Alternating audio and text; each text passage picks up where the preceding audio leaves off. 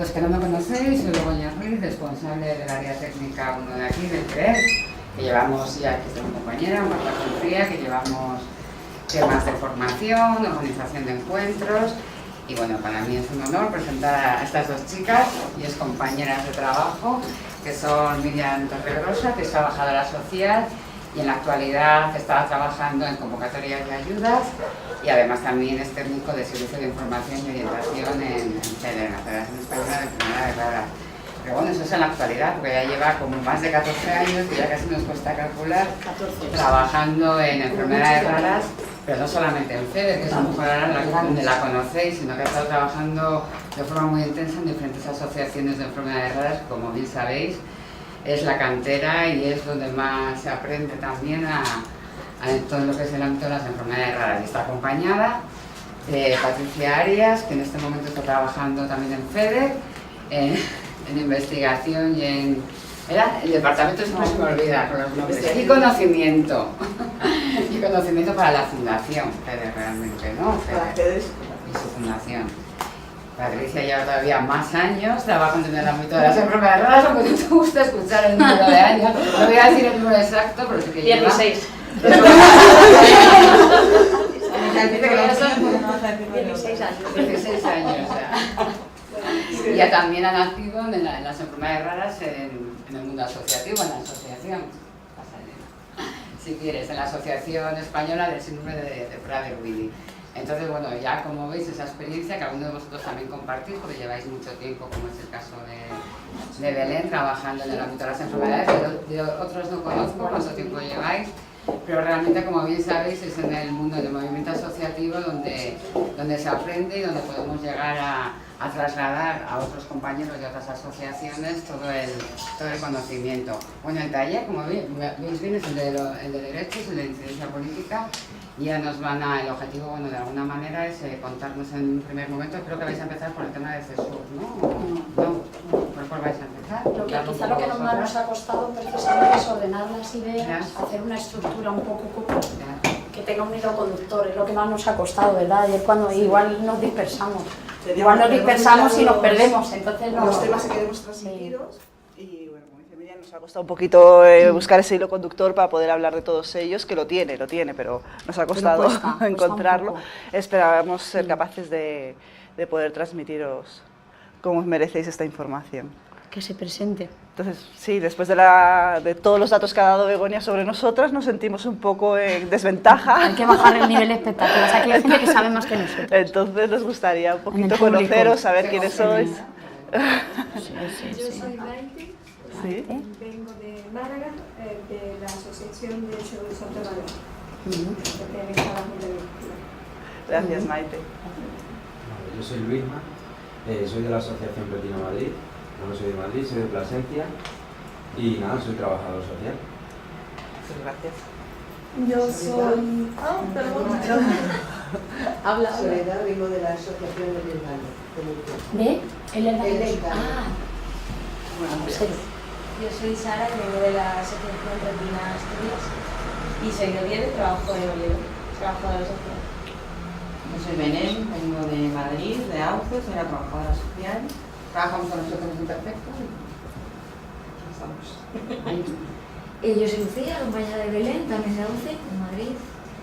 Bueno, soy psicóloga, pero estoy como administrativa de AUCE.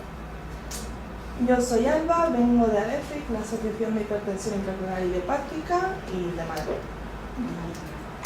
Yo soy Fide, como afectada vengo en representación de la Asociación Española de Porfiria, de la Asociación ADIVI, una asociación dedicada a personas con enfermedad rara y discapacidad, y soy vicepresidenta de la Federación Española de Enfermedades Raras. Como nuestra jefa. Aquí está. Te das cuenta que nadie ha dicho los años que lleva, ¿eh? Solamente lo he dicho así al final, como... Nadie ha dicho los años que lleva. Pues mira, Belén debe llevar 7 u 8. Pues desde 2009. Fíjate, bueno. Pues ya está, fíjate, si te tengo fichado. Bueno. Luisma 2 o 3. 3. Y las demás sí que no sé.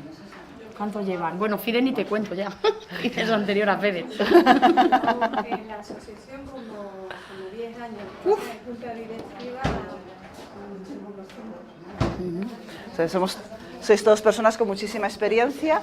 La mayoría. Sí. Así que vamos a tratar de que este taller sea un taller colaborativo de trabajo en red, que es al final lo que tratamos de transmitir, y que entre todos podamos generar ese conocimiento que no sea solamente unidireccional, sino que entre todos podamos complementarnos y trasladarnos información. Bueno, pues un poco para empezar esta mirada de reflexión, que es la que nos va a orientar en el taller, ¿no? Y no sé, mirando el cómic, pues sí que es verdad que es lo que hemos vivido, ¿no? En los últimos, quizá en la última década, ¿no? Y además los que llevamos muchos años, incluso desde la plataforma, desde FEDER yo por lo menos he ido percibiendo esa merma en derechos que ya habíamos adquirido, ¿no? Y por ejemplo, en el tema de las canalizaciones y la movilidad de los pacientes en el territorio español, era mucho más fácil hace unos años que ahora. Entonces, bueno, un poco para empezar, pues este es el motivo de por qué es tan importante la incidencia política, la incidencia en las políticas sociales, en la construcción de las políticas sociales. Bueno, Patricia os va a hablar un poco más en profundidad de los estudios, del estudio en serio, Europlan, que al final pues lo que hacen es recoger la información de las expectativas, de la percepción del colectivo en general.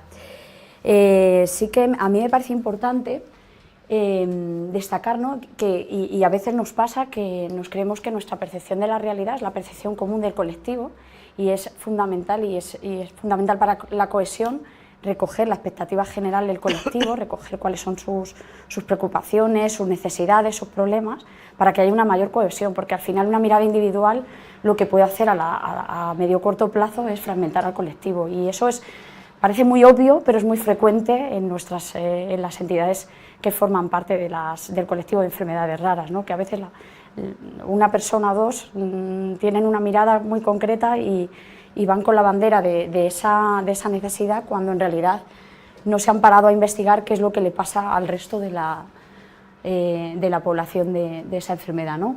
Entonces, bueno, pues se puede ir desde lo general a lo específico. Vosotros podéis, como asociaciones de una enfermedad concreta, recoger también información del estudio en serio, del estudio en serio 1, que es de 2009, ahora estamos ya en el estudio en serio 3, que va a hablar de él más en profundidad Patricia. Tenemos el informe ADECO, que es un informe pequeñito, pero que está bien sobre la inserción laboral de personas con enfermedades raras. El estudio Incluni, que es relativo a la inclusión educativa también, que recoge cómo está el panorama cómo está el escenario de la educación en enfermedades raras. Y aunque este no está publicado, y es una historia muy larga, el estudio de dependencia de enfermedades raras de la Comunidad de Madrid de 2014 también recoge un poco la situación de las personas con enfermedades raras en la Comunidad de Madrid, pero que se puede extrapolar de alguna manera al resto de comunidades. Y bueno, luego esto que es lo general también se puede nutrir con resultados de vuestra propia entidad.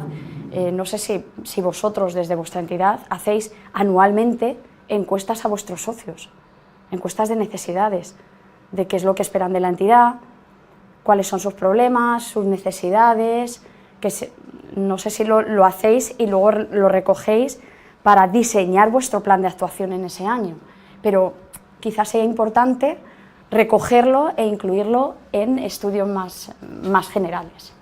Pasa. Bueno, esta es una diapositiva la diapositiva del iceberg se utiliza en muchísimos ámbitos, pero yo creo que es muy significativa lo que refleja, ¿no? En la parte de arriba tenemos eso que trasladamos, que percibimos, que exponemos, que suele ser nuestra experiencia, nuestro testimonio, y suelen ser datos, bueno, pues como más subjetivos, más de lo que nosotros sentimos o más de lo que hemos vivido. Además, suele ser lo que se percibe de nuestro colectivo, es esa pequeña realidad que es la que trasladamos, es lo que se conoce de nuestro colectivo. Pero luego hay otra realidad que normalmente no es la que está sobre la mesa, sino que existen otras necesidades que a lo mejor no son las que siempre se están manifestando, pero son unas necesidades que están latentes, a lo mejor no son las que manifestamos constantemente, pero son existentes y que debemos transmitir. esta parte de los testimonios, cuando nosotros damos un testimonio a un foro, cuando contamos una experiencia personal, eso tiene un valor muy positivo porque lo que hace es movilizar los sentimientos, hace que la gente empatice, hace que la gente comprenda desde una faceta más emocional, pero cuando necesitamos que esa otra persona actúe, necesitamos ofrecerle datos, no nos vale solamente con nuestro testimonio, la persona necesita saber y poder reforzar su actuación en unos datos objetivos.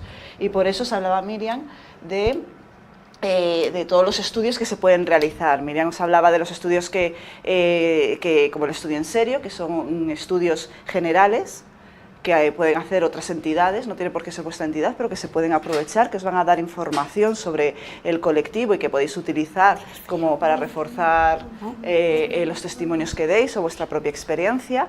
También os hablaba de estudios que podéis hacer vosotros. Nosotros, por ejemplo, desde FEDER lanzamos todos los años una encuesta a nuestros socios. Esa encuesta, como bien dice Miriam, nos permite conocer cuál es la realidad y cuáles son las necesidades del colectivo al que nosotros atendemos, pero no solamente eso, el hacerlo todos los años nos permite ver dónde están cambiando las cosas, nos permite también valorar si lo que estamos realizando está sirviendo para dar respuesta a la necesidad que se estaba creando.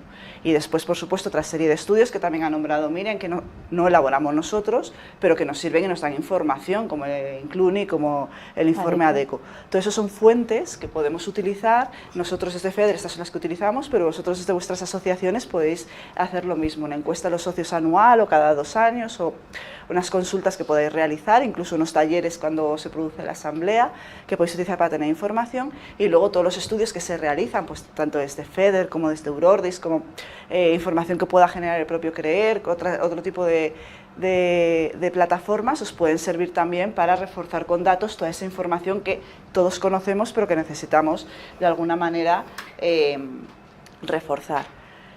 Entonces, para dar respuesta a esa necesidad de datos objetivos, en 2009, desde la Federación Española de Enfermedades Raras, teníamos ya toda esa parte del iceberg muy clara, sabíamos por la experiencia, porque desde el Servicio de Información y Orientación se recogía esa información, porque nuestra Junta Directiva nos lo trasladaba desde las necesidades de sus propios colectivos, teníamos esa parte del iceberg perfectamente identificada, pero ahora necesitábamos los datos para poder reforzar aquello que estábamos diciendo. En 2009... Se ha vuelto a poner en catalán. ¿Sí? Bueno. Problemas de formato. Lo corrige, lo guarda, pero se vuelve a cambiar. Se adapta al momento histórico que estamos viviendo. Es como se está trabajando las dos, con dos. No pasa nada. Es por eso, sí. Entonces, en 2009 se lanza este estudio de necesidades, estudio sobre la situación de las necesidades sociosanitarias de las personas con enfermedades raras en España. Este estudio supuso un hito en el conocimiento de las enfermedades raras, primero porque supuso una visión más allá del ámbito sanitario de las enfermedades raras. Este estudio abarca no solamente cuestiones sanitarias, de retraso de diagnóstico, de acceso al tratamiento, sino también cuestiones a nivel social, cuestiones a nivel educativo y cuestiones a nivel laboral. Entonces da una visión mucho más amplia de los estudios que se habían realizado hasta la fecha sobre enfermedades raras. Y en segundo lugar, porque ha permitido visibilizar al colectivo y tener un impacto real, que hasta hoy todavía seguimos utilizando los resultados del estudio en serio para poner sobre la mesa la realidad de las personas afectadas. Pero no solamente los utilizamos nosotros como plataforma de pacientes o vosotros como plataforma de pacientes, sino que se están utilizando y se está referenciando en muchísimos ámbitos. Ha sido un estudio que nos ha permitido que otras personas lo puedan utilizar, puedan extraer esos datos y servir de forma reivindicativa. Durante todo este tiempo que se ha utilizado el estudio en serio, bueno, esta es la imagen del primer estudio en serio, que imagino que todos conocéis. Los objetivos del estudio en serio en su momento pues, fueron dar a conocer la situación de las personas con enfermedades raras, analizar las necesidades sociosanitarias, es decir, no solamente sanitarias, sino también sociales, como hemos dicho, identificar los recursos y los servicios a los que tienen acceso y dónde están las dificultades que tienen acceso, cómo lo perciben los pacientes, y descubrir aspectos que facilitan la inclusión social de los afectados. Como os decía, este estudio se elaboró en 2009, han pasado 8 años. Con una crisis. Ha habido una crisis económica por medio, ha habido cambios en políticas, ha habido cambios en muchísimas cuestiones y nos parecía que era importante poder tener estos datos actualizados. Y nos parecía que era importante no solamente tenerlos actualizados, sino poder hacer una comparativa. Igual que hablábamos de las comparativas de la encuesta de necesidades que nos permiten saber dónde se han producido los cambios, pues también tener esta comparativa sobre los datos que se ofrecieron en 2009 y ver dónde ha mejorado, ha empeorado, se ha mantenido igual durante estos 8 años, ¿no?, en la percepción de los pacientes.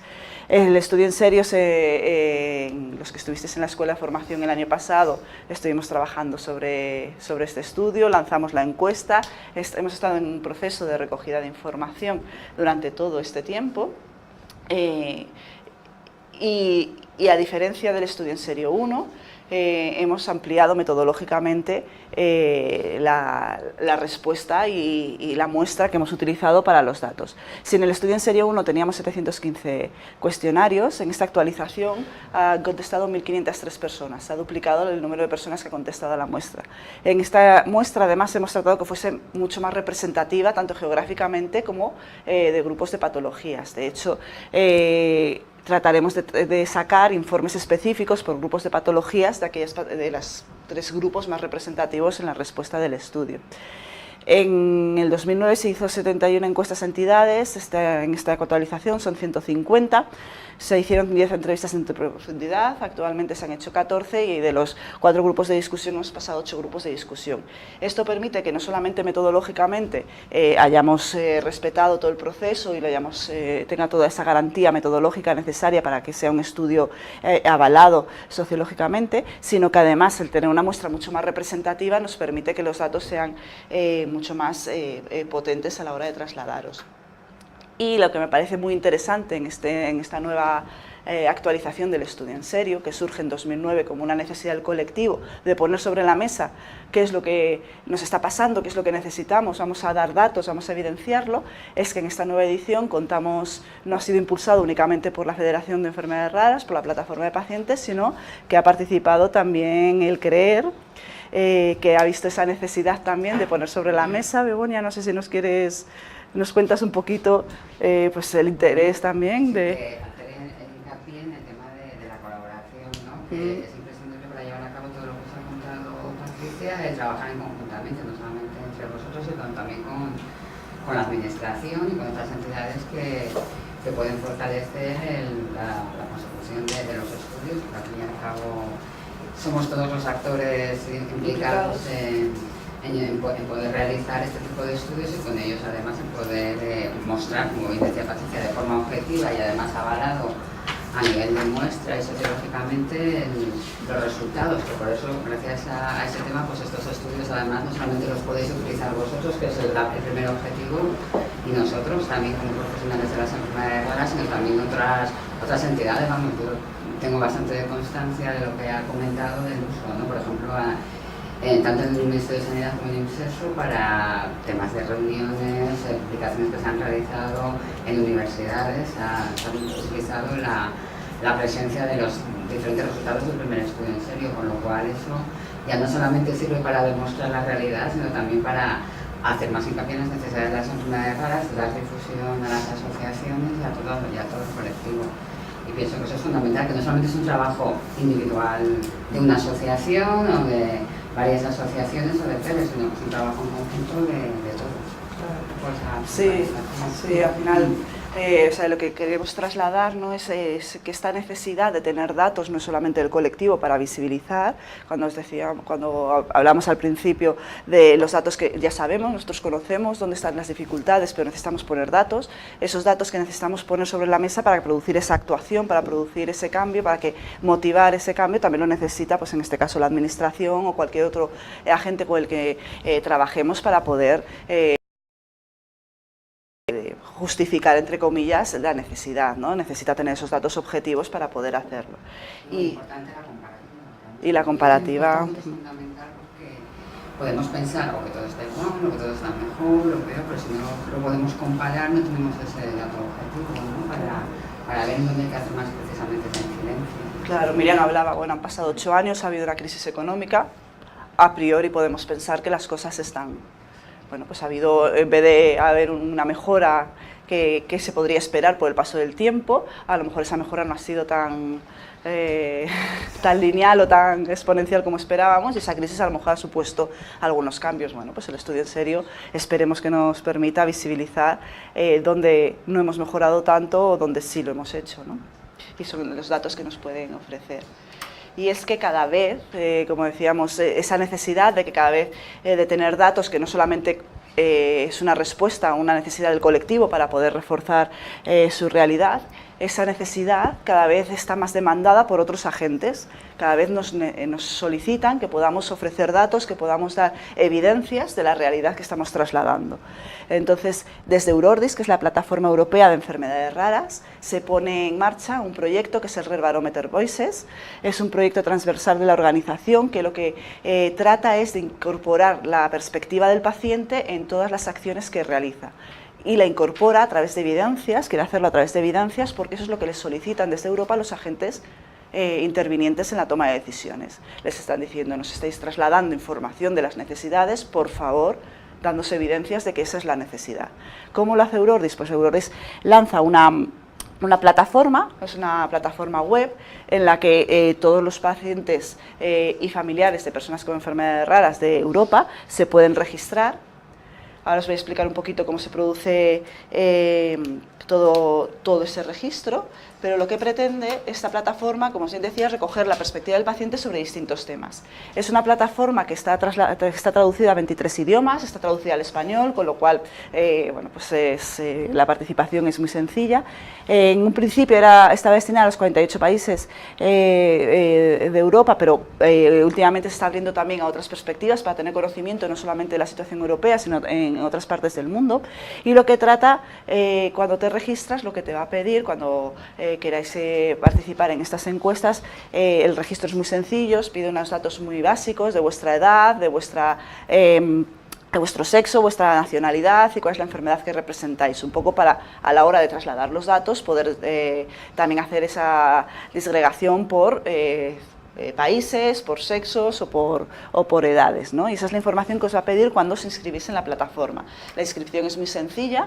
Es entrar en el Rare Barometer Voices, darle a registro, te inscribes. Una vez que te has inscrito y has dado tus datos, recibirás notificaciones de las encuestas que se vayan realizando. Si quieres participas, si no quieres no participas, según tu interés, y una vez que se han producido las encuestas que hayáis participado, os remitirán al cabo de un tiempo, cuando se analicen los datos, los resultados. Es muy interesante porque nos permite no solamente participar y apoyar el adquirir ese conocimiento, el incorporar la perspectiva del paciente a cuestiones de interés para todos, sino que además nos van a reportar los resultados de estas encuestas que siempre nos pueden servir para utilizar en todo reforzar nuestro argumentario. No sé si vosotros conocéis la plataforma, ¿alguno? ¿Sí? Sí. ¿Sí? ¿Sí te ha parecido difícil? No, ¿verdad? Es muy sencillita, las encuestas son muy fáciles. Se puede inscribir, como decíamos, personas con enfermedades raras, sus familiares o incluso también las organizaciones para estar al día de la información que se está generando y de los resultados que se... En esa plataforma se hacen un estudio, o sea, lo que sacan de ahí es a nivel global enfermedades raras, o luego también hay, no sé, por patologías o por tipos de patologías. En un principio es global por enfermedades raras, pero si es intención de la plataforma, del proyecto, vamos. Primero, dar la información por países, que eso sí que lo van a hacer, y en segundo lugar, siempre y cuando sea posible, por grupos de patologías. Siempre va a estar muy ligado al nivel de participación, ¿no? Porque si la participación es muy pequeñita, pues realmente los datos tampoco ofrecen mucha información, pero sí, siempre que sea posible se tratará que sea por grupo de patologías. Entonces, este proyecto que surge en 2016, En septiembre de 2016, este es un poco el nivel de participación que teníamos en los distintos países, ¿no? En España teníamos 146 personas registradas en la plataforma. Eso no quiere decir que todas vayan a participar en todas las encuestas, pero sí van a recibir todas las encuestas que existen y tomarán la decisión de si participar o no. No es mala participación, teniendo en cuenta, por ejemplo, Alemania, que tiene casi el doble de población en general, entonces la participación de España no era mala. En la fecha actual, un año después, ya son 440 las personas registradas en la plataforma. Yo creo que es importante porque también nos permite a nivel europeo manifestar la realidad española, nos permite poner en valor las necesidades y poder comparar y ver qué está pasando en España respecto a otros países, y eso yo creo que es un argumento y es unos datos importantes que podemos luego emplear en toda nuestra acción de incidencia política. Los resultados, como os decía, una vez de todas las personas que participéis, recibiréis, que estéis registradas en la plataforma, recibiréis las encuestas, participáis si os resulta de interés en la encuesta y después recibiréis los resultados de la misma. Hasta la fecha se han realizado 2 estudios. Tenemos en cuenta que que lleva un año funcionando la plataforma. Lo normal es que haya entre 2 y 3 encuestas, más que estudios, encuestas anuales, y en 2016 se realizaron 2 encuestas, una sobre el acceso al tratamiento y otra sobre el impacto de las enfermedades raras en la vida diaria. Si habéis participado, no sé si habéis participado en alguna de ellas, pero si habéis participado, los resultados que recibiréis es algo parecido a esto. En la encuesta sobre el acceso al tratamiento, a medicamentos, se ha utilizado la misma pregunta que se utilizó en un cuestionario en 2011. Volvemos a la necesidad de esa comparación, de tener datos comparativos que nos van a permitir saber si hemos mejorado, si no hemos mejorado, cómo nos encaminamos. En esta encuesta han participado 1.350 personas de toda Europa. Y había preguntas, la pregunta era clave, eran 3 preguntas, muy facilito de contestar, respuesta sí, no, muy ágil, no exigía demasiado, ¿no? En alguna ocasión ha dejado de recibir el tratamiento médico que necesitaba y se disgregaba en 3 porque no podía pagarlo, porque el tratamiento que necesitaba no estaba a su disposición o porque la lista de espera era demasiado larga. Y tenemos los datos comparados tanto del Rare Barometer Voices, que es la pregunta que se ha lanzado ahora en azul, con la respuesta que se recibió en 2011 cuando se lanzó esta misma pregunta, ¿no? Tenemos ya ahí esos datos contestados. La siguiente encuesta que se realizó son los resultados de la encuesta sobre el impacto de las enfermedades raras en la vida diaria, que se estaba dentro de un proyecto más global, donde había muchísimos agentes implicados, que es el proyecto InnovCare, y que se está desarrollando, bueno, pues a nivel europeo con distintos agentes, no solamente de pacientes, sino también de otros actores implicados en la actividad de las enfermedades raras, ¿no? A nivel español estaba también el CREER, ¿no? Implicado en esta encuesta. Con esto lo que trato de trasladaros es que esos datos son importantes no solo para nosotros, es que nos los están pidiendo, los necesitan, los quieren, y nosotros somos la mejor fuente de información y somos los que podemos trasladar esa información. Entonces ese trabajo colaborativo entre distintos agentes y nosotros para poner sobre la mesa la necesidad es empezar ya con un escenario muy positivo, ¿no? Cuando aquellas personas a las que tenemos que trasladar la información además están esperando recibirla, bueno, pues tenemos ya una parte del trabajo hecha y la predisposición es importante. Actualmente el Rare Barometer Voices ha lanzado una nueva encuesta, está ahora mismo en activo, que es ¿qué opina sobre la investigación en enfermedades raras? Esta encuesta está abierta de ahora hasta el 25 de octubre.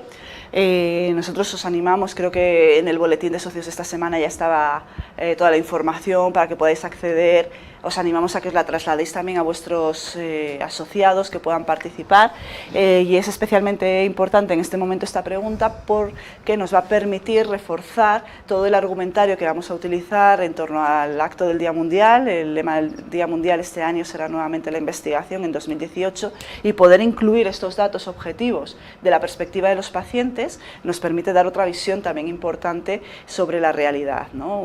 Podemos dar una visión de qué pasa en investigación, se puede estar investigando, pero si esa investigación no llega a los pacientes tampoco sirve, ¿no? Necesitamos que toda la información y que los pacientes estén empoderados en toda el área de investigación. Entonces, bueno, pues os animamos a todos vosotros a trasladar esa información a vuestras asociaciones y a participar. Se trata, por tanto, de dos ejemplos de estudios. Uno es un estudio en serio, metodológicamente muy estructurado, con muchísima información, que todo el proceso del estudio en serio lleva 1 año y medio aproximadamente, va a dar unos datos que metodológicamente incuestionables, y luego hay otras fórmulas de participación que nos van dando información puntual, que son encuestas que nos llevan poquito tiempo y que nos permiten ir aportando información. ¿Qué pasa? ¿Para qué recogemos toda esta información? Hemos dicho, sí, se la queremos trasladar a aquellos agentes que son de nuestro interés, que queremos movilizar o queremos que actúen, ¿no?, en nuestro ámbito. ¿Y cómo lo hacemos? Bueno, pues yo creo que hay 3 áreas muy específicas en las que los resultados de esta información nos permiten actuar. Uno de ellos es la sensibilización, otro de ellos es la incidencia política y otro de ellos es la solicitud de apoyo. ¿Estáis de acuerdo o se nos puede olvidar? Puede haber muchos más, evidentemente, pero... Sí. Es un grupo poco participativo.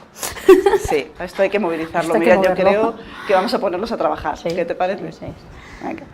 Vamos a hacer un ejercicio, ¿vale? Para ver si entre todos podemos generar un poco de... Están dormidos. Está dormido, es que es muy pronto, yo no sé qué hora es. Las 10. Pronto, es sábado, el tiempo no acompaña. Pero vamos a hacer entre todos, al final lo que tratamos es de poner sobre la mesa, yo creo que la idea más importante que queremos transmitir Miriam y yo es la importancia del trabajo colaborativo, sí. Y qué mejor forma de demostrarlo que haciéndolo, ¿no? Entonces, si queréis os ponéis pues, por parejas, por grupos de 3, y nos gustaría que entre todos pensaseis dentro de estas 3 áreas de trabajo, de la sensibilización, de la incidencia política y las solicitudes de apoyo, 3 grupos. ¿A quién le trasladaríais? ¿Quiénes serían esos agentes, esos actores a los que les trasladaríais esa información? Es decir, en la sensibilización, ¿a quién le trasladarías esa información? En incidencia política, ¿a quién le trasladarías la información de los resultados que has obtenido, todos esos datos objetivos? Y en las solicitudes de apoyo, ¿a quién se la trasladarías? Estoy segura de que van a salir cosas que nos van a permitir a todos tener una nueva perspectiva, gente que no, actores con los que quizá no habíamos pensado.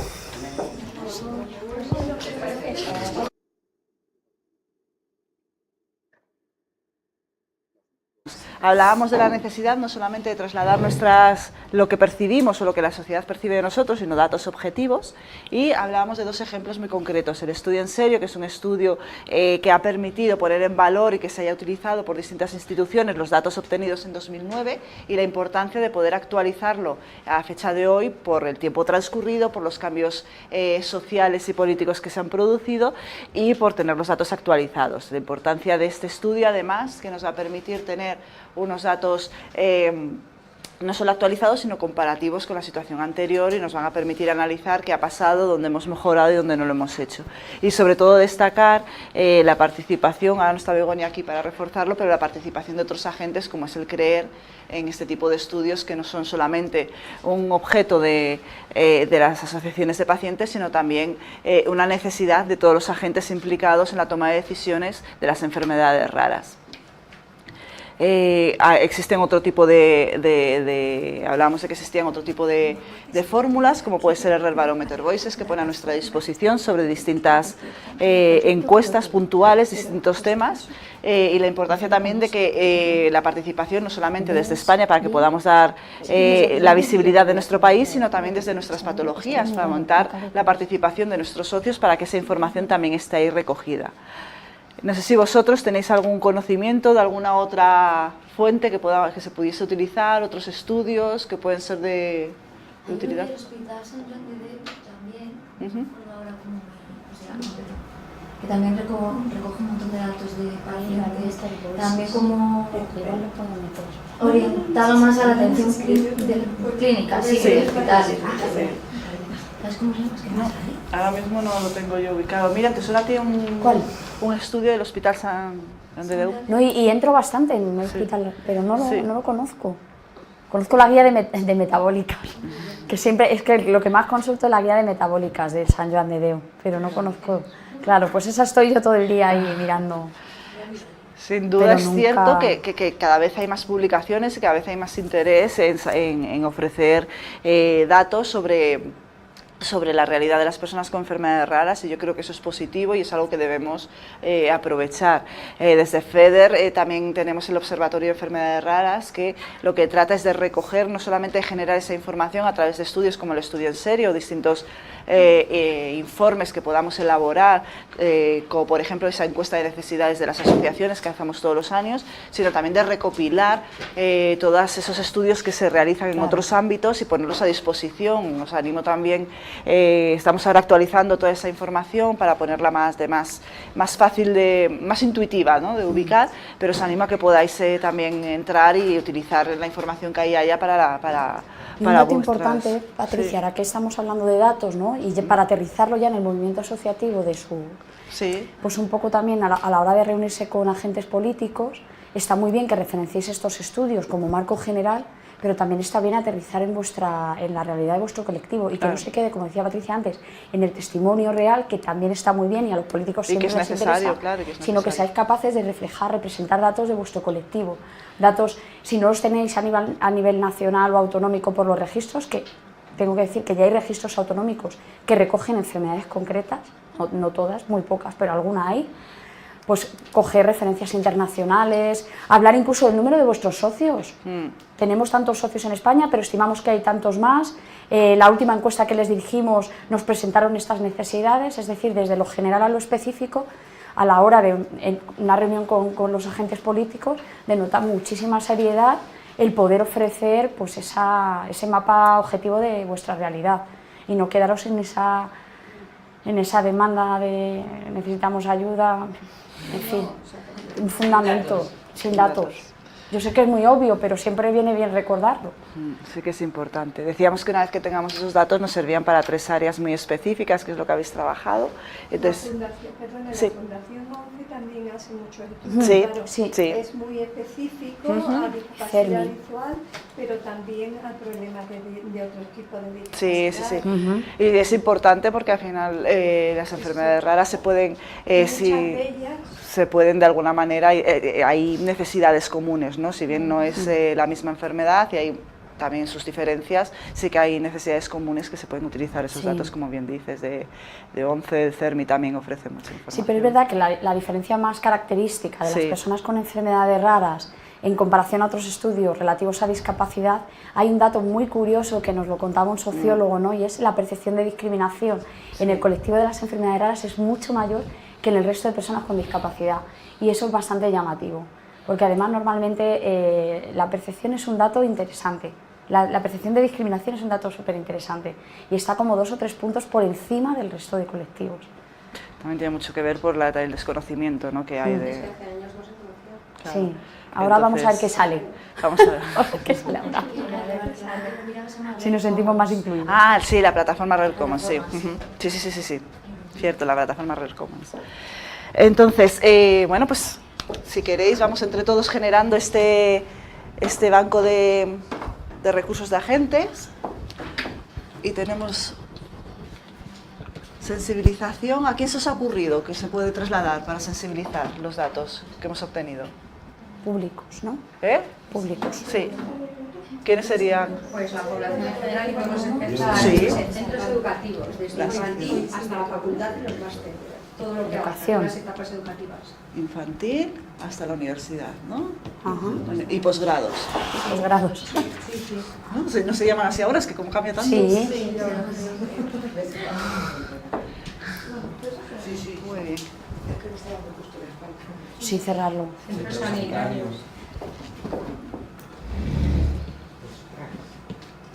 ¿Sí? ¿Qué más? También hemos puesto, ¿no?, líderes de opinión, periodistas,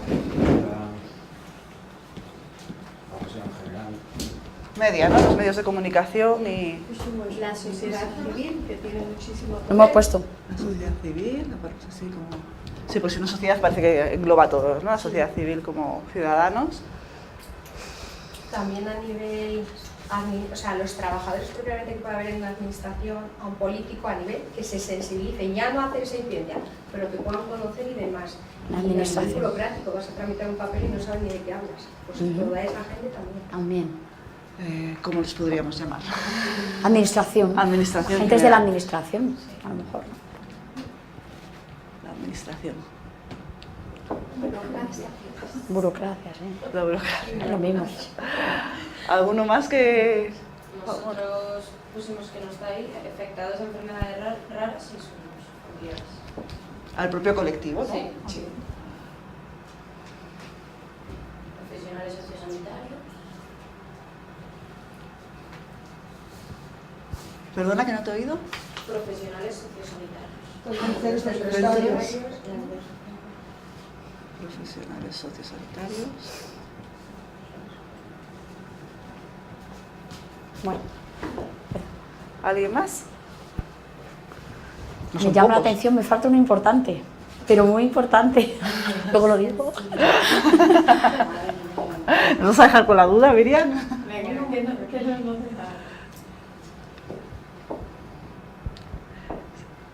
¿Así? Luego lo decimos. Ahora nos ha dicho Miriam, eso estamos todos ahí buscando, ¿quién nos falta, no? Estamos buscando a Wally, Miriam. Posibles financiadores. Pero Empresas. en el apoyo. No, en sensibilización también. Bueno, también, sí. Si no hay sensibilización, Sí, no nos pueden ayudar. Lo que no se conoce, no sé, no creen. tienes que llegar para Sí, también. la industria. Empresas, industria también. Esto después. Sí, pero es que todo es transversal. Todo es transversal. Todo está en Claro. Solicitudes de apoyo. ¿A quién se le vamos a dirigir estos datos? ¿A quién le O sea, podemos no trasladar? es incompatible. Que esté aquí, que esté aquí. Cuando nos dirigimos, ¿a quién nos podemos dirigir? Nosotras tenemos la educación también. ¿En apoyo? Sí. Ujú. Las empresas cercanas. Inditex está muy bien también, ¿eh? Hay mucho dinero.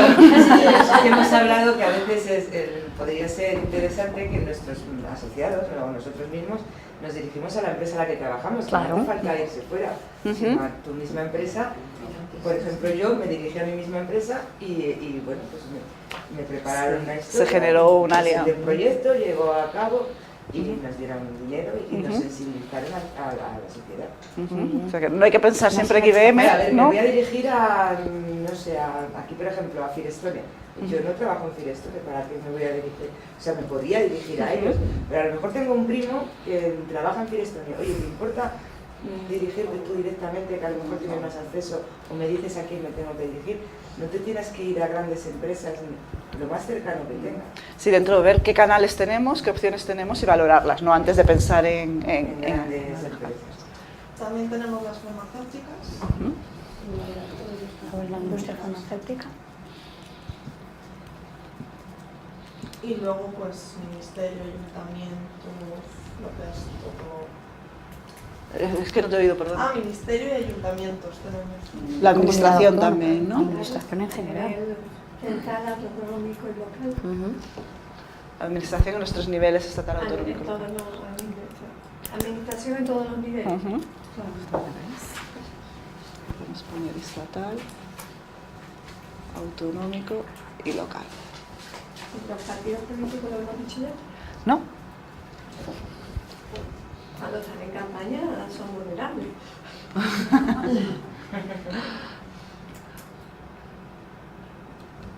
Y faltan Son más los receptivos, parlamentos, ¿no? asambleas y cortes. Que eso no tiene por qué ser la administración. Parlamento, asamblea, corte, donde están los diputados que legislan. Y en campaña son claves. Que no es lo mismo que partidos políticos, porque pueden estar o no representados en los parlamentos y las cortes. Pueden que no. Y sobre todo aquellos que son susceptibles de ganar son más interesantes. De ganar las siguientes elecciones. Hay que mirar las encuestas de hoy. En campaña hay que ponerse las pilas. Cuando va en campaña autonómica. Yo creo que aquí siempre pecamos de pensar en los dineros. Sí. Sí. O sea, nos vamos a... ¿Quién nos puede dar dinero para esto, para lo otro? Y creo que nos falta algo que tenemos que aprender mucho, que es pedir apoyo a las otras entidades. Muy bien. A las asociaciones. Vamos a la UNED, necesitamos recursos, que si... ¿Por qué no me van a poder preguntar a mí algo, a alguien que no diga trabajadora social. Sí, que a veces pensamos en la financiación de la entidad para dar respuesta a aquello que la administración no cubre, y en campaña muchos partidos políticos, además muchos susceptibles de ganar las elecciones, presentan sus programas a la población, y dentro de esos programas ellos incluso desean el asesoramiento de los actores sociales para incluir aspectos importantes relativos a los colectivos como enfermedades raras, y nosotros se lo podemos proporcionar. Y lo hemos hecho, lo hacemos mucho eso. Sí, poder generar entre nosotras una red de trabajo. A esta otra, por lo que hemos dicho siempre, si nosotros tenemos la suerte de tener fisioterapia, pues ¿por qué no lo puede utilizar otro? O sea, sí, de apoyo no solo a nivel económico, de sostenibilidad económica, sino también en el entorno directo del afectado, de la familia y del profesional, un poco más ligado a eso de boca a boca, también lo que pasa con el tema de la empresa cercana, muchas veces sí que conseguimos apoyos directos o más fáciles, pues porque también personal voluntario, el alrededor nos lo puede facilitar. Y los bancos también Los bancos, sí, muy interesante. Ofrecen apoyo y además reducen las cuotas de interés. Y ahí también yo creo Sí, que lo negocian. todos los profesionales sanitarios, o sea, colegios médicos, la LV, o sea, si no tenemos ellos, el ir avalados por el apoyo según de quién, cuando tú vas a hacer una incidencia política, eso es súper importante. Y ellos están deseando también. Sí. Nosotros en el entorno este que hablábamos del afectado y familiar, enseñamos a los profesionales. Más tenéis la suerte vosotros que los tenéis súper implicados. ¿No? Esto que también, como decíais, un poco vinculado pero también. ya no a los profesionales de referencia a la patología, que nosotros tenemos ahí al pie del cañón afortunadamente, sino a eso, al profesor de mi hijo, al médico de familia de mi hijo, a ese tipo de profesionales. Muy bien. Que están en el entorno propio de la familia y del... Es que puede llevar un diagnóstico temprano de la patología también. Claro, al final las propias experiencias, ¿no?, de otras familias nos permiten llegar a estos profesionales que a lo mejor no son los de referencia porque a lo mejor no hay, ¿no? Y hay que generar esa... Vale, nos queda la incidencia política. Ese es más acotado. Ese es más acotado. ¿El qué, perdona, Miriam? Ah, la enara. Sí, porque se ve más. No se ve. Bueno, estos los tenemos como más justificados. ¿Sí? ¿Qué decimos en incidencia política? Nosotros hemos dicho lo que se ha hablado antes también, dirigirnos a los políticos en campaña. Grupos políticos. Claro, todo es transversal.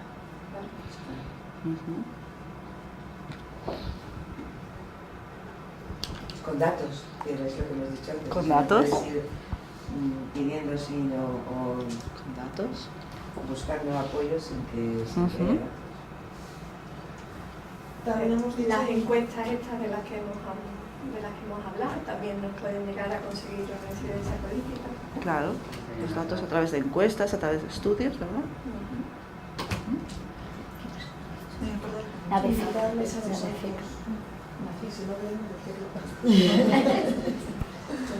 Este de repente escribe muy oscuro y parece que es más importante esto, pero no. Es igual todo importante. Hemos dicho también invitarles a los actos de lo que son las celebraciones. Claro que sí. También hemos dicho que si no vienen, publicarlo. Poner falta, No asistió y nos han dejado plantados. Esa incidencia a los diversos ministerios y consejerías de sanidad, de educación, de consejo interterritorial. Ahí es donde podemos dirigirnos. Claro, las autonomías que tienen la mayor parte de las competencias, también las asociaciones tienen de alguna manera tener sus representantes en cada autonomía, donde se haga esa incidencia en las diferentes comunidades. Pero a veces toda la razón, porque fue el mayor error transferir, es mi opinión, la sanidad y la educación. Sí. Pero claro, para eso está el Consejo Interterritorial, que hay patologías que no han conseguido a nivel nacional conseguir ese CESUR o ese tratamiento que no está cubierto y que no tenemos que estar luchando por 17 comunidades más 2 ciudades autónomas, cada uno por separado y con condiciones tan diferentes y tan inequitativas. Entonces, al final el Consejo Interterritorial es donde vas a nivel nacional. Sí, eso lo veremos. Y conseguimos para todos, claro. que al final es eso, nos disgregan y dividen ceras, no, vamos a ir a donde podemos ganar. Sí, es verdad que lo veremos después, pues es verdad que la realidad de España, esas 17 comunidades autónomas que tenemos, en el caso de las enfermedades raras es especialmente complejo, ¿no? Porque no tenemos representación al final de afectados suficiente en cada comunidad autónoma al que poder poner sobre la mesa esa necesidad. Miriam, esos puntos por encima de esa discriminación, es que es bestial, ahí lo ves, pues uno tiene todo por vivir en Madrid, por ejemplo, y otro en Melilla no tiene nada. Sí, y sufre y vive lo mismo. Hay comunidades que han cerrado fronteras, que no dejan a los propios pacientes salir. En la derivación, es que ahora estamos justo lo que hace 10 años. Ahí es muy importante en eso tener la relación directa con los centros, o sea, con los hospitales. Nosotros nos pasa, nosotros no hay unidad de referencia oficial para nosotros en perfecta en ningún sitio.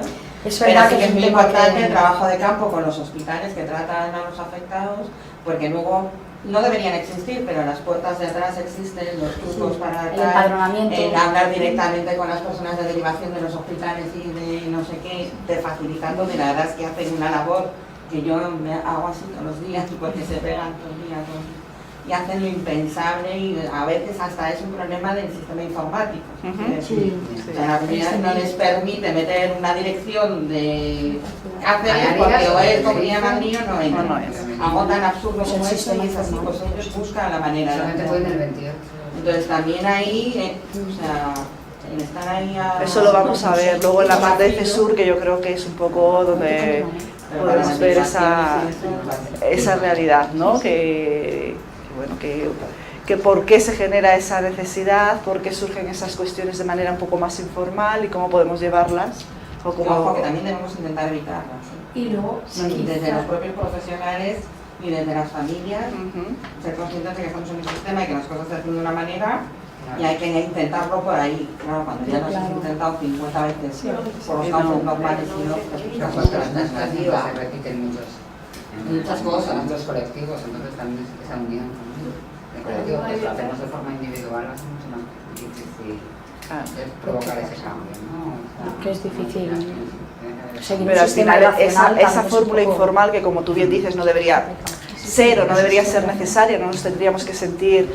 No nos queda otra. Además, al final sí que pone sobre la mesa datos al final, ¿no? Nos permite poner sobre la mesa. Es que además, a mí bueno, vosotros lo habéis vivido, o sea, ya no solo a nivel individual de la entidad, estamos en el acto del Ministerio de Sanidad, de FEDER del Día Mundial y de repente hay una doctora del 12 de octubre que dice, perdón, lo que está diciendo no es, porque yo he tenido que decir que estos hijos son míos para poder operarlos. O sea, que decir, los he empadronado en mi casa, no que son míos, pero he tenido que hacer truquis para poder operarlos, o sea, y eso claro, al final llega a, por lo menos lo escuchan, que no es más para alguno, pero tiene que valer seguro, claro. Seguro, ya lo vamos a ver. Y yo también, a raíz de los CESUR, cuando se están concediendo, que ha pasado ahora en julio, cuando se han concedido, se conceden CESUR que no tienen nada que, o sea, que no hay ni relación con las asociaciones de pacientes, o sea, tienen que cumplir una serie de requisitos. Las artimañas o cómo se lleguen a conseguir esas auditorías y esos datos, a ver, como asociación también es un deber nuestro y creo que debemos luchar mucho por ello, porque ese centro que se esté concediendo como centro de referencia de una serie de patologías muy amplio, que no es en concreto una, sea una realidad. A nosotros nos ha pasado que bueno, se ha concedido el Sant Joan de Déu y realmente debería haber sido el Hospital Niño Jesús o el Hospital La Paz. O sea, pero La Paz también está. No, pero está como epidermolis bullosa. Pero en los trastornos de la en los trastornos de la queratinización, que es donde entran las ictiosis, se ha concedido el Sant Joan de Déu. Tienen que cumplir una serie de requisitos de los profesionales de difusión, de formación, de contacto con la asociación de pacientes. No, ni la cosa sabe lo listado para el Hospital Niño Jesús, pero es que aparecen, es que esas dermatólogas han tenido actitudes justo igual las contrarias a las que se deben tener hacia el paciente y esa atención y a facilitar pues eso que se está contando aquí, esa calidez humana aparte de ser profesional. Entonces se ha concebido un centro que a nosotros como asociación también se nos plantea ética y moralmente si un niño que nazca debe ir a ese centro.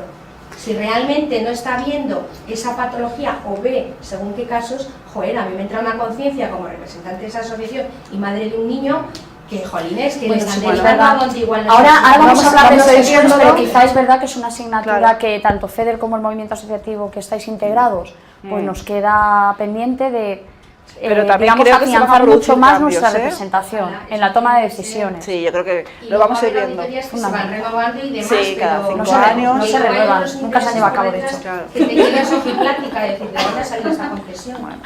Vamos a ver, si quieres lo retomamos cuando vemos el tema de CESUR, que es súper interesante porque la experiencia también de todos, pero bueno. Bueno, deciros que cuando yo me he inscrito en el hotel me han puesto nacionalidad Castilla y León, o sea, estamos ya en este nivel. Nacionalidad. Así que la realidad de las 17 comunidades autónomas hay que tenerla muy en cuenta. Ya tengo 2, bueno, está bien, está bien. Bueno, vamos, venga. Sí, venga. Hemos venido a la charla.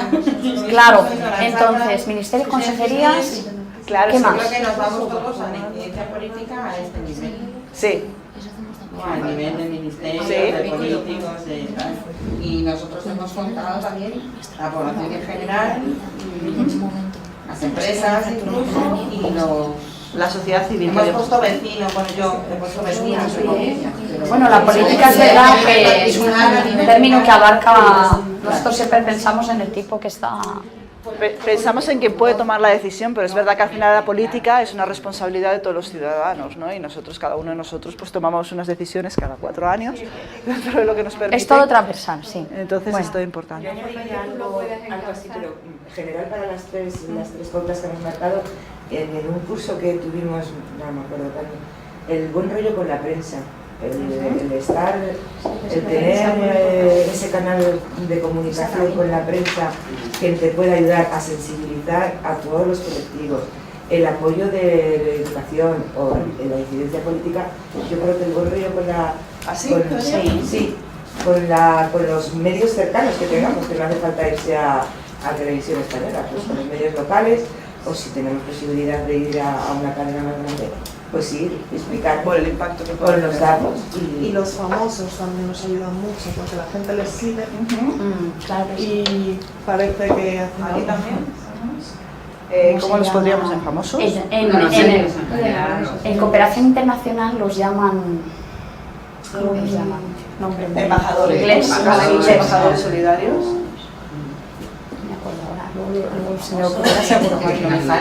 Nosotros nos entendemos, sabemos a quién nos referimos cuando hablamos de famosos. Yo creo que te apadrine pues una cara conocida a que te apadrine una cara desconocida. Sí, también hay que seleccionarlo adecuadamente. Rosa Clara no quiso a Belén Esteban para su campaña, por ejemplo, es un ejemplo muy... porque está destinado a un público muy concreto, entonces también es importante elegir la imagen que mejor te represente. Claro, para hacer todo esto. Claro. Celebrities les llaman. Celebrities. Claro, están movilizando hoy en día cosas simplemente porque salen 3 millones de tweets de algo, ¿no? Pues entonces son las herramientas que vas a utilizar para luego intentar llegar. Que luego eso también puede ser negativo. ¿Y vosotros en vuestras asociaciones utilizáis todos estos medios? No. Intentamos, ¿no? Por lo menos, claro. También para utilizarlos al final se necesitan recursos, ¿no? Para poder utilizarlos. Pero sí, yo creo que es importante tenerlos presentes, pensar que existen, que nos podemos dirigir y dependerá de cuál sea nuestro mensaje en cada momento, dependiendo de cuál sea nuestra reivindicación y dependiendo también del escenario político y social en el que nos hallemos, pues podremos ir pues manejándolos, ojalá, ¿no? Pero seamos capaces de manejarlo. Pero sí poder dirigirnos a unos u otros. Está muy interesante porque han salido muchísimos. Nosotros habíamos hecho también un ejercicio, este es el vuestro, este es un poco el nuestro, ¿no? Bueno, la sensibilización nos permite expresar las necesidades de las personas que viven con una enfermedad rara y sus familias. Por un lado a la sociedad, a los medios de comunicación, a través de campañas específicas, también a los investigadores, profesionales sanitarios, profesionales sociales. Un poco lo que ha salido, no había nada que no... Y no deja de ser una clasificación que puede haber 1000, por supuesto. Todo el tema de sensibilización... Las alianzas. No ha salido en ningún sitio las alianzas. Sí, ha salido otras entidades. A otras entidades. Otras entidades. Sí. Entonces ¿no? sí. Lo han comentado. La movilización de recursos adicionales que no solamente, como bien decías, no solamente tienen que ser económicos, hay otros muchos recursos que nos pueden ayudar, ¿no? Por supuesto los financiadores, pero esas alianzas que nos permiten pues, trabajar pues, con plataformas que tienen mayor alcance y poder incluir ahí nuestras necesidades y que se tengan en cuenta. Trabajar en red con otras patologías o grupos de patologías para conseguir un CESUR específico, porque a lo mejor para una enfermedad rara concreta es más complejo, pero para un grupo de patologías da una respuesta mayor. Por supuesto, las solicitudes de apoyo con la sociedad, que la sociedad conozca, esté sensibilizada, también nos permite que sea mucho más aceptada, los medios de comunicación. Y luego la parte de incidencia política, que es para abogar por la mejora de la situación de las pacientes con enfermedades raras, no solamente a los profesionales que también habíamos visto antes en sensibilización, sino, como habíamos dicho, a la administración, las administraciones autonómicas, los responsables políticos. Yo creo que lo había recogido prácticamente todo, no se había quedado nada fuera, con lo cual es fantástico porque tenemos muy claro a quién nos tenemos que dirigir, que yo creo que es lo importante, ¿no? Tenemos datos y ya sabemos a quién se los tenemos que presentar ahora, vamos a ver cómo lo hacemos, ¿no? Ahora, Miriam. ¿Cuál era nuestra? Vale. Hay una palabra ahora que está muy de moda, que es la... ¿Os vais? ¿A qué hora es? A las 11:30, ¿a qué hora es? A las 11:30. No, es a las 11:30 al final. Sí. La palabra stakeholders está muy de moda ahora y viene del ámbito empresarial, pero tiene que ver con todos los grupos a los que afectamos y que nos afectan directa o indirectamente a la organización. Este es un mapa que se hizo en FEDER hace varios años, pero me ha gustado rescatarlo porque creo que puede ser muy representativo y que os puede servir a vosotros en vuestra asociación. ¿Alguna vez habéis hecho el ejercicio de identificar a los grupos de interés en vuestra entidad? Ya sea con este formato o con otro. Porque es interesante, en la medida en que identificamos a nuestros grupos de interés, podemos planificar de qué manera nos vamos a acercar a ellos, qué les vamos a pedir, qué les vamos a solicitar. Además, cualquier entidad que tenga una gestión responsable tiene que saber integrar la opinión de todos sus stakeholders e incluirlos en el proceso de toma de decisiones. A veces nos centramos tanto en la persona a la que atendemos y tenemos tan en cuenta su opinión que no tenemos en cuenta opiniones incluso de nuestros proveedores, que también son importantes. La opinión de nuestros proveedores también es importante. Tienen otro nivel, por supuesto, en el proceso de toma de decisiones, pero merece la pena incorporarlos.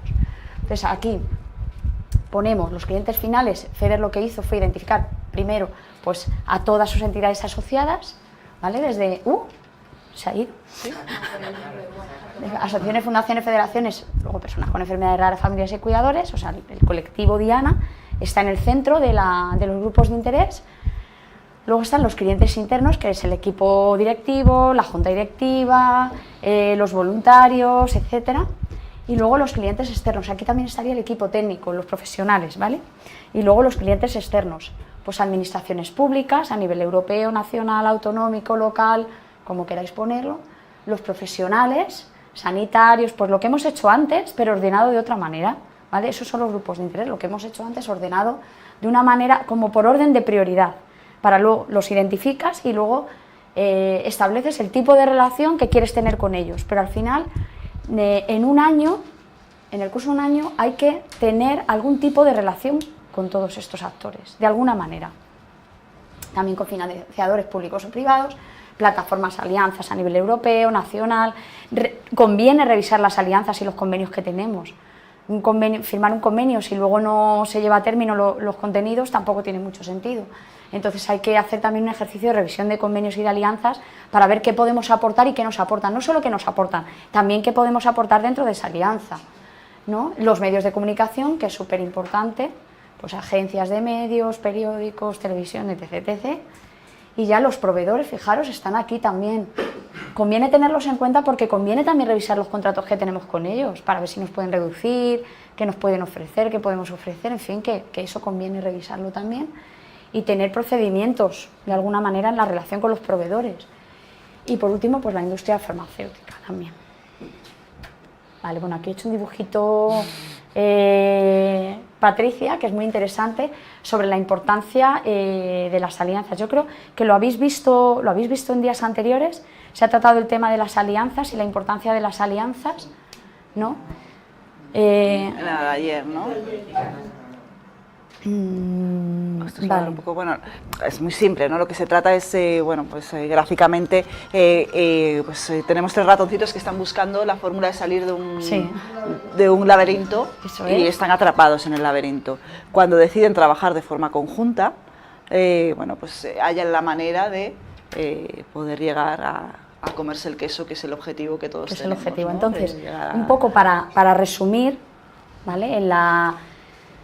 En la incidencia política y social que hacen las organizaciones, pues nosotros entendemos que somos proveedores de servicios de atención directa. Eso es cierto, ¿no? O sea, hasta aquí. En mayor o menor medida, porque también escuchar a una familia y darle información y apoyo es atención directa, ¿vale? Aunque se haga a nivel casero, que otras organizaciones ya estáis más estructuradas. Pero también tenemos una labor de incidencia política y social y nos gusta participar en la toma de decisiones de la Administración respecto a los problemas que nos afectan, ¿verdad? Es esa doble participación que tenemos como atención directa y como actores de la incidencia política es una debilidad, pero también es una ventaja. Y no podemos olvidar el papel de la incidencia política y social. En alianzas siempre se hace mucho mejor y llegas mucho más lejos. Entonces, lo importante es, primero, tener la parte de la investigación, recogida información y demuestra, para después hacer la denuncia y poder poner sobre la mesa a la Administración, a los políticos, todo aquello que nos afecta. En el trasfondo está el marco de la campaña, que siempre está, todos tenemos un día mundial, ¿no? Yo creo que de la enfermedad. Bueno, pues en el marco de la campaña, volver a poner en valor todo aquello que nos afecta y con esa campaña no solo sensibilizamos a la población, sino que además surgen oportunidades de financiación, porque los posibles inversores en nuestra causa están por ahí también por la sociedad y nos escuchan. ¿Vale? Pues un poco por recoger un poco todo lo que quería hablar. Y también a la hora de las alianzas sí que quería deciros, pero bueno, esto ya lo sabéis, es muy obvio, pues las alianzas siempre han de ser estratégicas, hay que tener en cuenta los riesgos de con quién nos aliamos,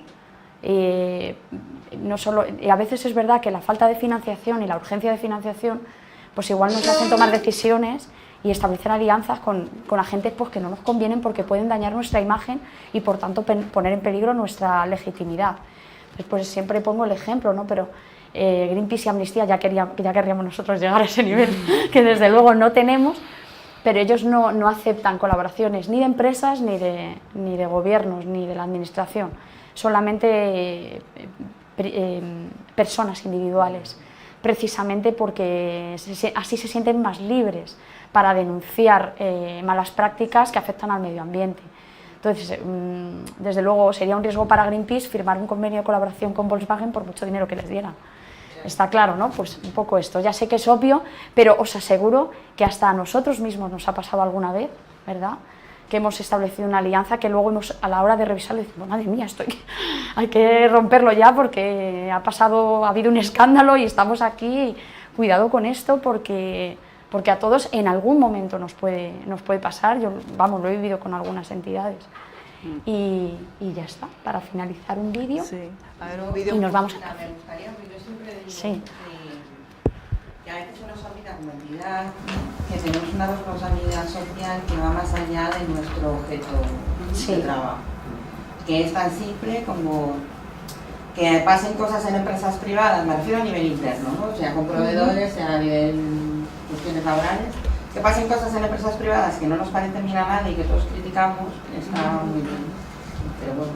Pero que pasen según qué cosas dentro de las propias organizaciones sociales que abogamos por todo lo demás, yo os pongo un ejemplo, nosotros hemos cambiado el servicio de limpieza, pues porque el trato que se daba desde la empresa al servicio de limpieza a los trabajadores era indigno, no, lo siguiente, y lo dijimos, pues no. Sí, es un ejercicio de coherencia, ¿no? Claro, o sea, es un ejercicio de coherencia, no había pensado que era una incidencia política, pero es que me parece muy importante. Nosotros incorporamos la perspectiva de género en los proyectos y no teníamos un plan de igualdad.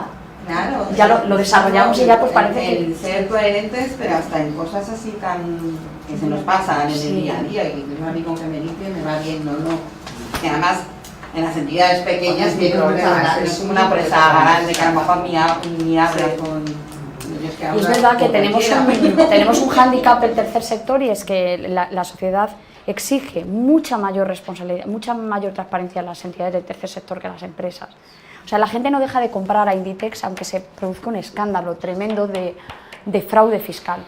Pero si una ONG del sector de la discapacidad, vamos a poner, comete un error, yo qué sé, vamos a poner FEDER, COCENFE, Plena Inclusión, que son más grandes, y es que afecta a todo el tercer sector de la discapacidad, nos afecta a todas.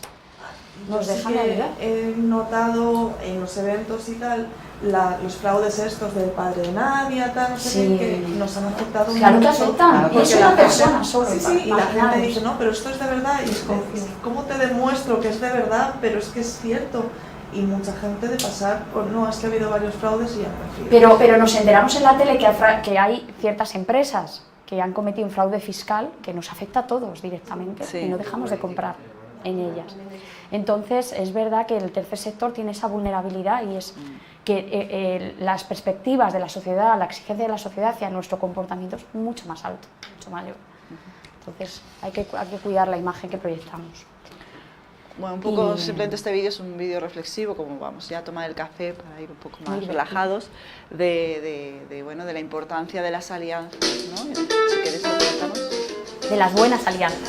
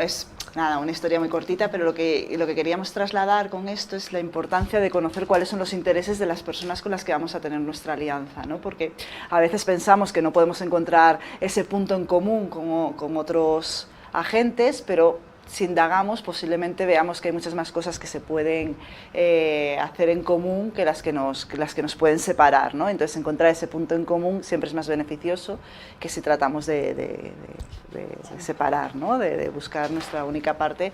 El trabajo en común siempre nos va a beneficiar más. ¿Qué hora es? 11:15. Bajamos al café. ¿Sí? Sí, si queréis que...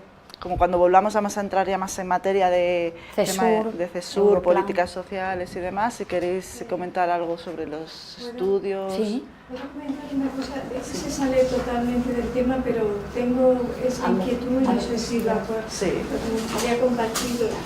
Mira, en la cuestión de imagen, nos hemos encontrado con casos de asociados nuestros que tienen problemas cuando están en un trabajo, lo van a solicitar y tal. Si está en algún sitio, en alguna plataforma, en algún sitio, la empresa ha tenido acceso a que padece una enfermedad rara, tiene problemas a la hora de obtener el trabajo. ¿Habéis detectado vosotros algo de eso? ¿Alguna reticencia de alguien? Pero ¿y cómo llegó a esa información? Porque estamos hablando de otros súper sensibles, que lleguen a saber que tú... Pues simplemente que esté en la junta directiva de una asociación. No tienes por qué ser afectado.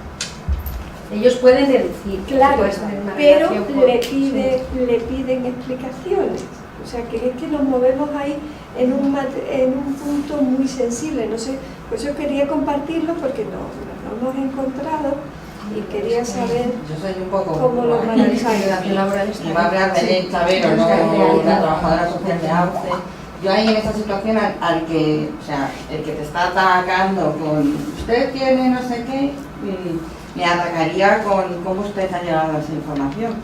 O sea, en el sentido, mi fortaleza ahora mismo es que me ampara una ley de protección de datos y me ampara que luego no voy a entrar en si deberíamos hablarlo o no hablarlo, decirlo a las claras o no. Yo creo que siempre voy con las cosas así a las claras. Entonces, por ejemplo, pero claro, las consecuencias son complicadas. Nosotros directamente no nos hemos encontrado con algo así. Por ejemplo, en una página web no debería de aparecer el nombre de los componentes de la junta directiva. Pues a nosotros sí nos ha pasado, y es más, y gente que luego lo ha contado y directamente lo han echado del trabajo. Claro, es como no... Aparte de, bueno, lo típico de la gente que cuando empieza con los ingresos tal, te echan, pero de, oye, mira, pues es que tengo esto, pues no te creo. Es que como antes se ha tocado de pasada lo de la discriminación, pues entonces yo tenía esa inquietud porque es que nos ha pasado, entonces pues si había alguien que tenía la misma vivencia o una forma de soslayar eso. Pero es que no consiste en soslayar, porque hay enfermedades que yo no tengo que decir nada, ya te ven. Entonces, ¿qué jugamos? Con que el uno me lo cuenta, pero yo aunque no lo cuente es que me están viendo y ya saben que tengo, directamente me rechazan para ese puesto de trabajo.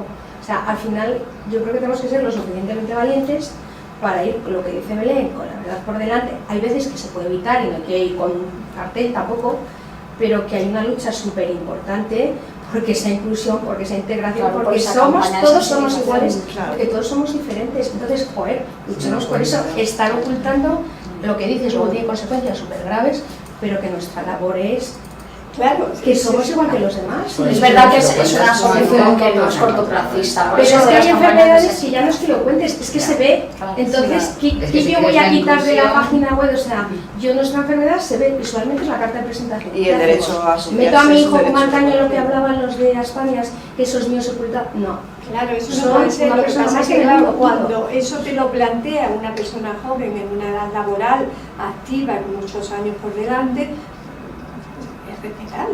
sí, que son decisiones personales y cada uno luego va a decidir, lo cuento o no lo cuento, pero yo entiendo que como entidad o como representantes de tal, el ocultismo, el no decir y el ir todo por detrás, creo que debiéramos intentar ir rompiendo esas barreras y luchando porque somos iguales. Yo, por ejemplo, es verdad que en mi currículum no pongo que tenga discapacidad, es que no tienes que ponerlo, pero luego una vez en los trabajos, es verdad que no voy publicando nada, pero joder, si alguien me pregunta, pues mira, pues también hago ese ejercicio de, pues mira, sí me pasa algo. Y es que igual estás a una plaza más fácilmente con esa discapacidad también, claro, hombre, y aquí te puedo beneficiar en esto. Claro, si no lo tienes, que también es un punto a favor, que muchas enfermedades, hay enfermedades, y luego lo vamos a ver en la parte de políticas sociales, que no llegan a ese reconocimiento de la discapacidad porque valemos muy restrictivo las y sobre todo y esos están quizá los colectivos más vulnerables porque tienen un montón de problemas de salud, tienen muchos ingresos, muchas visitas médicas y no es nada ventajoso para el empresario, que además no se degrada. Entonces, claro, de todas formas la discriminación existe, ya no solo en la enfermedad rara, sino en todas las personas con minusvalía. Sí, con por propia experiencia. Y es muy difícil de probar. Sí. Y la discriminación existe a todos los niveles. A todos los niveles. Es difícil de probar. La importancia de esa sensibilización y de esa formación, porque a veces entiendo también que esa discriminación se puede dar por falta de conocimiento de la persona, ¿no? Que no conoce, que no sabe. Yo sí que entiendo que es mucho más rentable una persona que acude todos los días a su puesto de trabajo que una persona que tiene ingresos, que tiene que faltar con médicos y tal. O sea, como empresa lo entiendo, pero el problema es ese, por ejemplo, el problema de la minusvalía nosotros lo tenemos, no nos lo dan. Entonces, ¿cómo puedes llegar a un acuerdo con la empresa para que no te echen? Y al final es que todos los socios que tenemos poco a poco te van echando. Y hablaba el otro día con una, no, es que van a hacer un ERE, tal, no sé qué, van a echar gente, y yo pensando, es que te vas a ir a la calle. ¿Y cómo asumes tú eso como asociación? De decir, ¿cómo puedo ayudarles? Es que pues a lo mejor por la incidencia política en el ámbito de la discapacidad, para que os incluyan en el baremo. Además tenéis que tener conocimiento de la nueva propuesta técnica que se va a publicar de baremo de discapacidad, porque si estáis fuera, estáis a tiempo de incluiros de alguna manera. Es que nosotros tenemos un problema, que es que estamos metidos dentro de hidrocefalia, y a lo mejor si hidrocefalia tiene 20 puntos, nos da 1 o 2. Claro, pero en el nuevo baremo a ver qué pasa también. Pero tenéis esos datos, tenemos datos de toda la información. Ahora lo vamos a hablar, el tema de la discapacidad, ¿vale? Las recogéis, la segunda parte más interesante. Y tenemos más información sobre la mesa. La segunda parte se habla de Yo lo que veo de la, siempre me planteo que el tema de las alianzas, o sea, para la entidad pues, también es cómodo decir, pues yo en temas de incidencia política, sobre todo ahora en escala, no me meto, ya está FEDER. Pero es que a mí también me pasa que digo... Pero es que FEDER sois vosotros. Sí, pero me refiero que esa labor la hacéis desde FEDER, no, claro que somos nosotros, pero me refiero que lo hacemos a través de vuestro trabajo, ¿sabes? O sea, sois vosotros quienes hacéis ese machaque y os chupáis las 300.000 reuniones con unos y con otro para conseguir cosas, quiero decir. Pero claro, a lo mejor a pequeña escala es verdad que todos tenemos algo que aportar y debemos hacer. Pero a gran escala yo me planteo, claro, hasta qué punto es, o sea, porque el Ministerio de Sanidad no se va a poder reunir con los hospitales imperfecta, con piel de mariposa, o sea, quiero decir, tenemos sitios, vamos a acabar yendo prácticamente a los mismos sitios, todos, a nivel individual de patología o de asociaciones, por eso considero que... Claro, y no tiene nada de malo reunirse también, pero cuando una asociación va a nivel individual, por ejemplo, a la Consejería de Sanidad de la Comunidad de Madrid, ¿vale?, reivindicando unos aspectos que afectan al colectivo sin tener la información de lo que ha reivindicado la plataforma, da muy mala imagen, pero sobre todo para la asociación.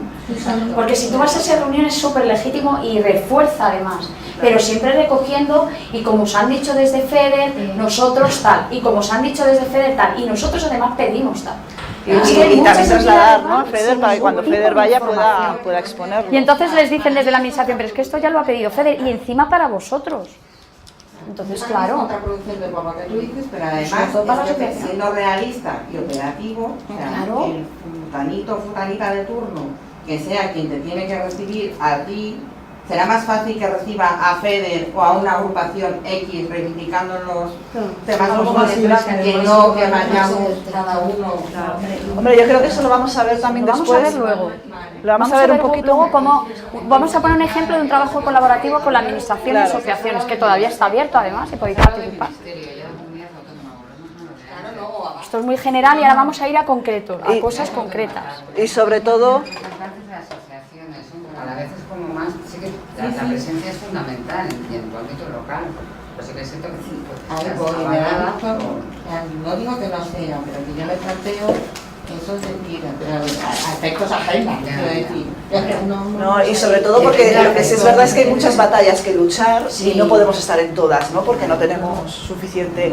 Entonces ahí cuando volvamos, Miriam, empezaremos a hablar un poco del decálogo, de que vamos a aterrizar en acciones muy concretas. Claro, de la importancia también de definir, si bien hay muchas necesidades que debemos cubrir, establecer unas prioridades de aquellas que nos son realmente importantes, y quizá en esas sí que es importante hacer esa labor de volver a estar, de acercarnos y ir de forma alineada con la plataforma FEDER u otras a las que podamos pertenecer. O sea, que yo creo que está bien pertenecer a varias plataformas y aprovechar esas sinergias y hacer ese trabajo en esos 3 temas concretos de personarnos de forma tanto con la plataforma como también reforzando, como decía Miriam. Y luego habrá otros temas que a lo mejor no serán nuestra prioridad este año, que lo serán el año que viene, en la que sí que podemos trabajar con las plataformas, pero a lo mejor no tenemos que hacer ese seguimiento de volver a estar, ¿no? Entonces, yo creo que esa detección de cuáles son nuestras prioridades es un ejercicio que es importante que tengamos para saber, para no perder, ¿no? Para no perder fuerzas en estar en todos los sitios y al final no concentrarlas en obtener unos resultados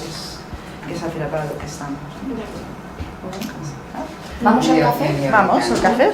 Media horita y volvemos y ya aterrizamos en cosas muy concretas, ¿vale? Jesús.